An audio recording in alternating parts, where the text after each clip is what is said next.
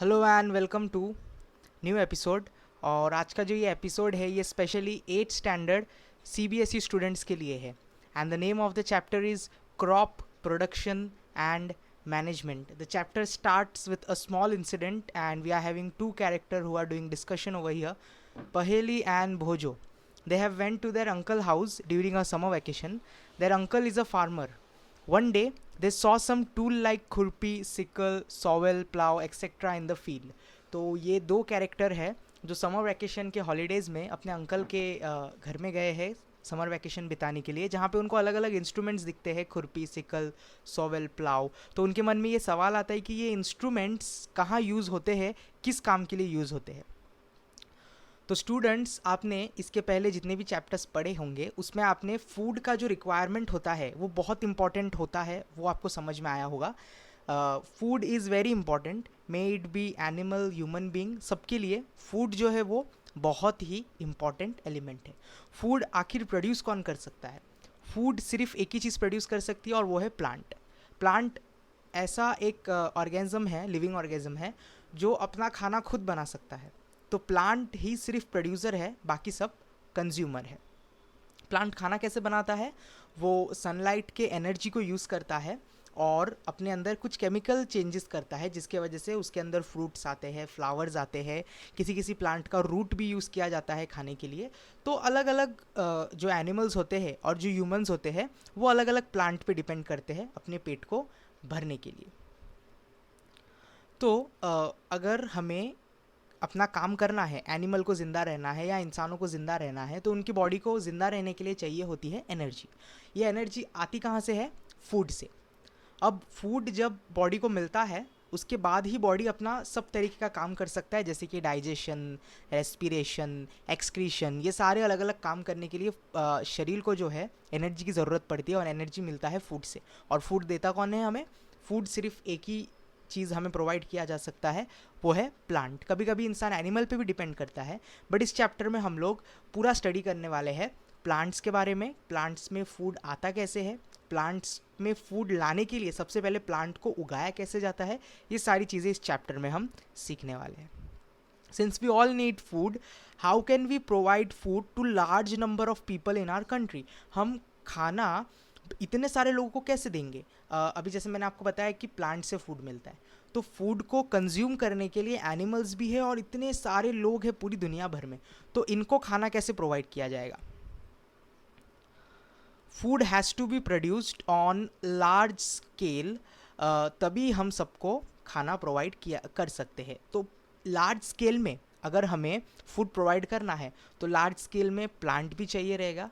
तो जब large scale में प्लांट्स को उगाया जाता है, उसी प्रोसेस को हम एग्रीकल्चर प्रोसेस बोलते हैं। तो एग्रीकल्चर की शुरुआत हुई थी आज से 10,000 BC पहले, जब नोमैडिक पीपल रहते थे। वो लोग पहले एग्रीकल्चर का प्रोसेस किसी को मालूम नहीं था, तो सब किस पर अपना ज़िंदगी का गुजारा करते थे? वो एनिमल्स को मारते थे, वो हंटिंग करते थे, और हंटिंग करके जो एनिमल मर जाता था उसका फ्लैश खाकर ज़िंदा रहते थे। मतलब हर कोई नॉन वेजिटेरियन था।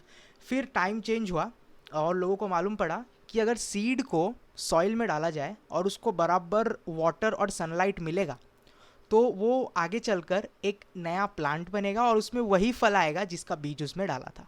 तो ऐसा लोगों को आइडिया आ गया और फिर एग्रीकल्चर की शुरुआत हो गई और अलग अलग तरीके के क्रॉप्स को उगाने लगे।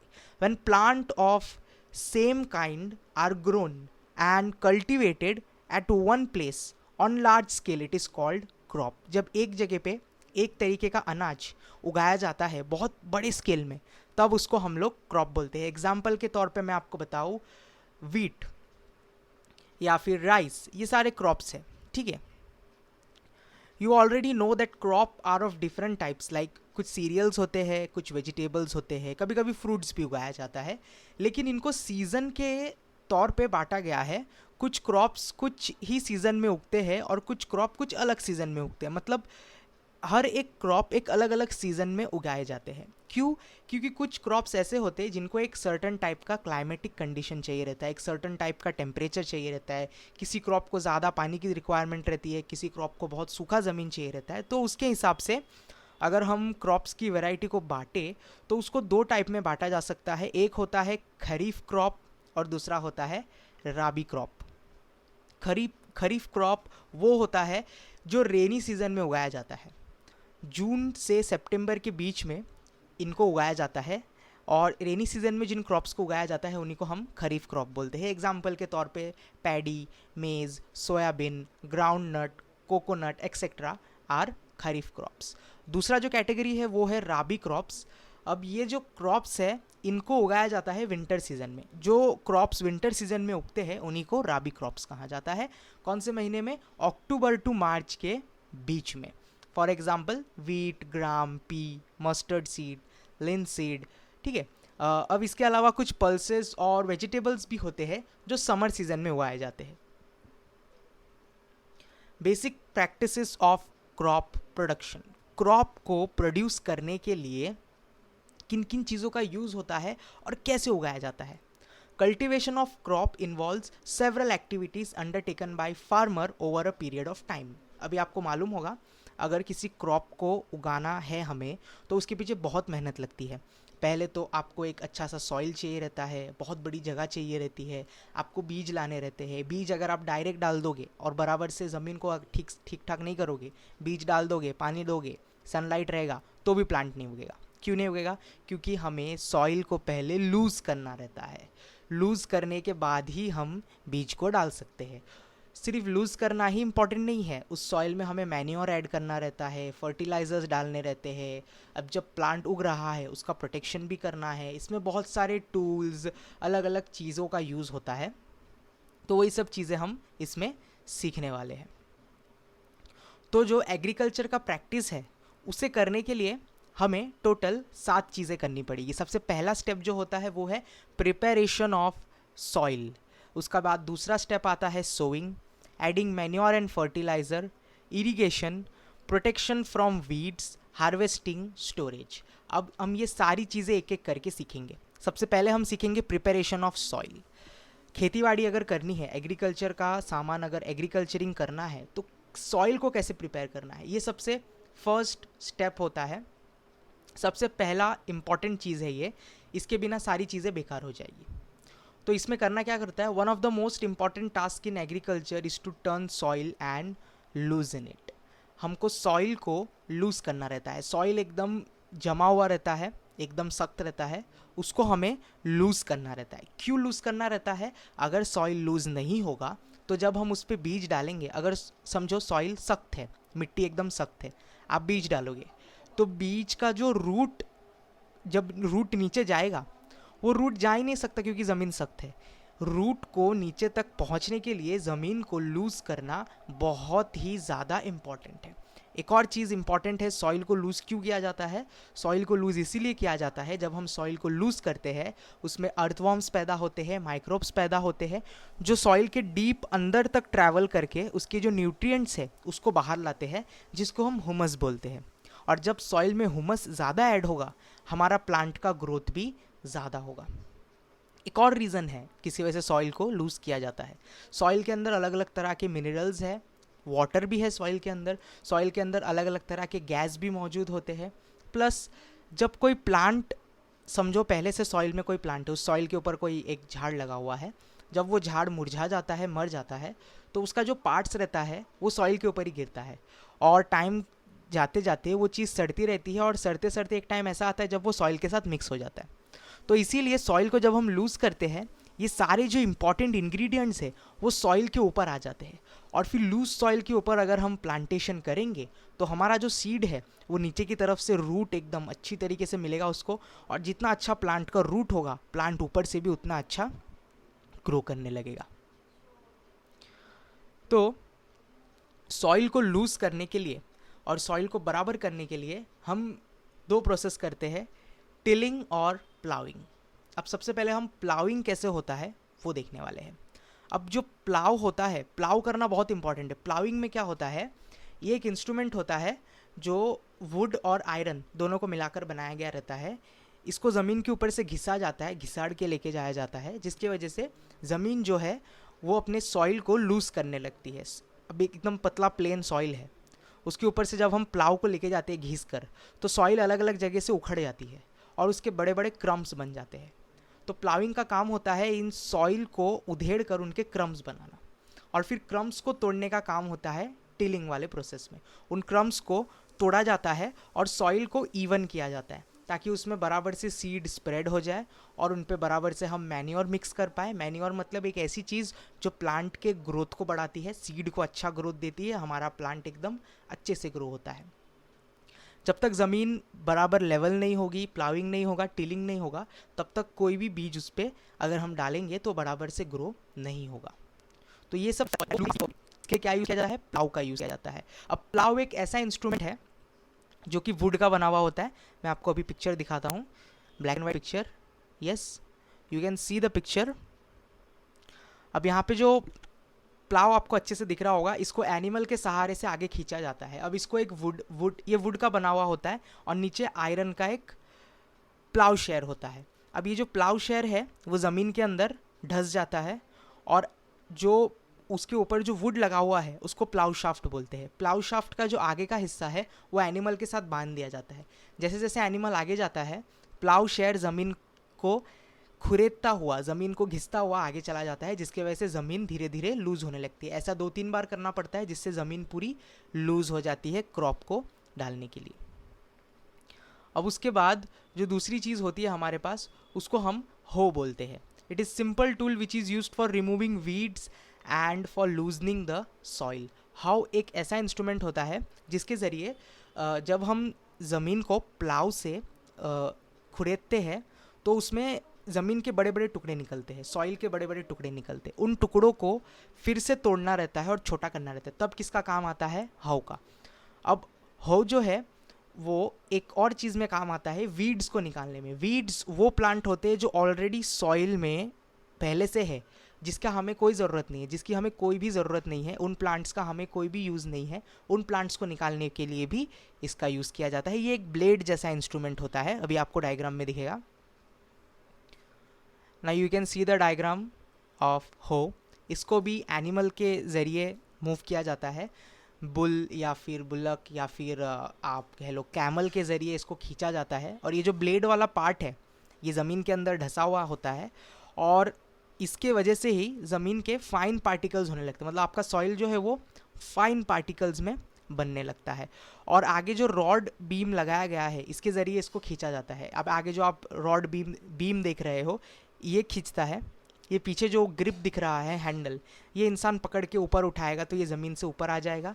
इसको जब हम धक्का देंगे तो ये ज़मीन के नीचे धंस जाएगा और एनिमल इसको आगे से खींचेगा तो सॉइल के अंदर जो भी कुछ अनवांटेड थिंग रहेगा वो भी निकल जाएगा और सॉइल का बराबर टुकड़ा भी हो जाएगा। उसके बाद जो चीज़ आती है उसको हम बोलते हैं कल्टीवेटर।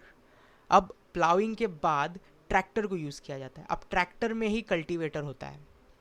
कल्टीवेटर ये एक ऐसा चीज़ है जो सॉइल को इवनली डिस्ट्रीब्यूट करता है हर जगह पे। ये काम पहले पुराने इंस्ट्रूमेंट से किया जाता था जिसमें बहुत सारा लेबर और बहुत सारा टाइम वेस्ट होता था। तो अब यही चीज़ किससे की जाती है, ट्रैक्टर के ज़रिए की जाती है। अब हम देखेंगे सोइंग। ओके, सोइंग का मतलब होता है ज़मीन में बीज को बोना। लेकिन बीज को बोने से पहले सबसे इम्पॉर्टेंट स्टेप है अच्छी क्वालिटी के बीज को सिलेक्ट करना। Selecting a good quality of seed. Okay, good quality seed are clean and healthy seed of a good variety. Okay, आपको जो भी क्रॉप उगाना है उसके पहले उसका आपको सीड चाहिए रहेगा। अब ये सीड आपको कहाँ से लाना है, कौन से क्वालिटी का लाना है। जितनी अच्छी क्वालिटी का आपका सीड होगा उतना अच्छा आपका क्रॉप भी होगा। तो आपका क्रॉप पूरा का पूरा डिपेंड करता है आपके सीड के ऊपर। एंड दैट्स वाई आपका जो सीड है वो सीड एकदम गुड क्वालिटी का होना चाहिए। ओके, और फार्मर हमेशा ऐसा सीड का यूज़ करते हैं जिस सीड से उनको ज़्यादा फ़ायदा हो, जिस सीड से ज़्यादा क्रॉप उगाया जा सके। अब सीड अच्छा है या नहीं है, यहाँ पे एक छोटा सा ट्रिक आपको बताया गया है। अगर आप पानी लोगे और पानी में बहुत सारा बीज डाल दोगे, फॉर एग्जाम्पल वीट ले लेते हैं, गेहूँ। पानी लोगे और उसके अंदर बहुत सारा गेहूँ डाल दोगे। अब जो उसमें से कुछ गेहूँ है वो नीचे बैठ जाएंगे और कुछ गेहूं के दाने ऊपर पानी में आ जाएंगे। अब जो दाने ऊपर आ गए हैं पानी के वो ख़राब है और जो नीचे बैठ गए हैं गेहूं के दाने वो बिल्कुल अच्छे क्वालिटी के हैं। कैसे? अब जो गेहूं के दाने अंदर से कीड़े ने खाया हुआ है या कुछ उसका अंदर से कम हो गया है, हल्का होने की वजह से वो सीड जो है वो ऊपर आ जाता है, वो गेहूँ जो है पानी के ऊपर आ जाता है। ये हमें बताता है कि ये वाला जो सीड है ये ख़राब है और जो नीचे बैठ गया है वो वाला सीड अच्छा है। तो ये एक छोटा सा सिंपल सा टेक्निक आपको टेक्स्ट बुक में बताया गया है, जिसके ज़रिए आप सिलेक्ट कर सकते हो कि सीड कैसा है। फार्मर के पास और भी अलग अलग तरीके होते हैं। फार्मर जहाँ से सीड लाते हैं, ये सीड के ऊपर अलग से एक सीड प्रोड्यूस करने की अलग से कंपनी होती है, जिन लोग बहुत सारा बायोटेक्नोलॉजी में पैसा खर्च करके रिसर्च करके ऐसे सीड्स को बनाए जाते हैं, जो कि बहुत ही अच्छा होता है और फार्मर को बहुत ही ज़्यादा प्रॉफिट दिलाते हैं और इनके ज़रिए क्रॉप्स भी बहुत अच्छा उगाया जाता है। सो ट्रेडिशनल टूल, अब आपने सीड सिलेक्ट कर लिया है, अब आपको एक टूल चाहिए जिसके ज़रिए आप सीड को ज़मीन के अंदर बोओगे। तो एक फ़नल टाइप का एक चीज़ रहता है, एक फ़नल रहता है और फ़नल का ऊपर का हिस्सा बहुत बड़ा रहता है और नीचे का हिस्सा जो है वो अलग अलग एंड में बांटा गया रहता है। मतलब ऊपर से एक बड़ा सा हिस्सा, लेकिन जहाँ पे जब ये नीचे जाएगा तो इसके बहुत सारे एंड होंगे जो ज़मीन में धंस जाते हैं। अब आप ऊपर से फ़नल में बहुत सारा सीड डालोगे और जब नीचे के साइड ये आएगा तो ये बहुत सारे हिस्सों में बढ़ जाएगा और सॉइल में अलग अलग जगह पे घुस जाएगा। अब पहले तो ये ट्रेडिशनली किया जाता था इस तरीके से। आप देख रहे हैं ये सामान, इसके अंदर आपको एक फ़नल दिख रहा होगा, वो आदमी उस फ़नल के अंदर सीड डाल रहा है और नीचे पाइप के ज़रिए एक छोटा सा पतला सा पाइप चला गया है ज़मीन में, वहाँ पे वो सीड गिर रहा है और ये जो एनिमल है ये इस चीज़ को खींचता है, जिसकी वजह से सीड बराबर से लाइन में ज़मीन के अंदर बोया जाता है। उसके बाद अगर उस सीड को बराबर सनलाइट मिला, बराबर वाटर मिला और सब कुछ बराबर रहा तो क्रॉप्स उगाया जाता है। लेकिन अब जो है ऐसा नहीं किया जाता है, अब जो है हम सीड ड्रिल का यूज़ करते हैं। सीड ड्रिल कैसा रहता है, वो इंस्ट्रूमेंट अभी आपको दिख रहा होगा, आपके टेक्स्ट बुक में दिया गया है। ये जो सीड ड्रिल है ये ट्रैक्टर के साथ अटैच रहता है, ट्रैक्टर के अंदर ही बहुत सारा सीड डाल दिया रहता है, पाइपलाइन के ज़रिए ये यहाँ तक आता है और फिर आप देख रहे होंगे इसका अलग अलग सेपरेशन है और इसके जितने भी ये जो आपको नीचे ज़मीन में ढसे हुए दांत दिख रहे हैं, इन सब के अंदर से सीड निकलता है और ये सीड जो है वो ज़मीन के अंदर बोया जाता है। अब इससे फ़ायदा ये होता है कि इवनली डिस्ट्रीब्यूशन रहता है, हर सीड अपने एक एग्जैक्ट डिस्टेंस पे गिरता है, जिसकी वजह से ओवर क्राउडिंग नहीं होता है। कभी कभी क्या होता है एक जगह पे बहुत सारा सीड गिर जाता है और वहाँ पे ओवर क्राउडिंग होने लगता है, मतलब बहुत सारा प्लांट एक जगह पे उगने लगता है। ये प्लांट की न्यूट्रिशन को इफेक्ट करता है। एक प्लांट बहुत अच्छा उग रहा है, उसके बाद जस्ट बाजू में एक और प्लांट है, तो जो दूसरा वाला प्लांट है वो पहले वाले प्लांट का न्यूट्रिशन ले लेता है, या फिर जो पहला वाला प्लांट है वो दूसरे वाले प्लांट का ले लेता है और दोनों प्लांट बराबर से उग नहीं पाते, दोनों क्रॉप को इफेक्ट गिरता है। इसके लिए ओवर क्राउडिंग नहीं होना चाहिए, इस इंस्ट्रूमेंट को बनाया गया है। कभी कभी ओवर क्राउडिंग जब होता है तो फार्मर अपने हाथों से उन ओवर क्राउडेड प्लांट्स को निकाल देते हैं। तो एप्रोप्रिएट डिस्टेंस होना बहुत ज़रूरी है। तो अब तक हमने इतना ही देखा। आज का लेक्चर बस यहीं तक रहेगा, पार्ट 1। पार्ट 2 जब मैं लेक्चर करूँगा तो आपको एडिंग मैन्योर एंड फर्टिलाइज़र के बारे में बताऊँगा। 1.5 से हम स्टार्ट करेंगे, आज हमने 1.4 तक ही देखा।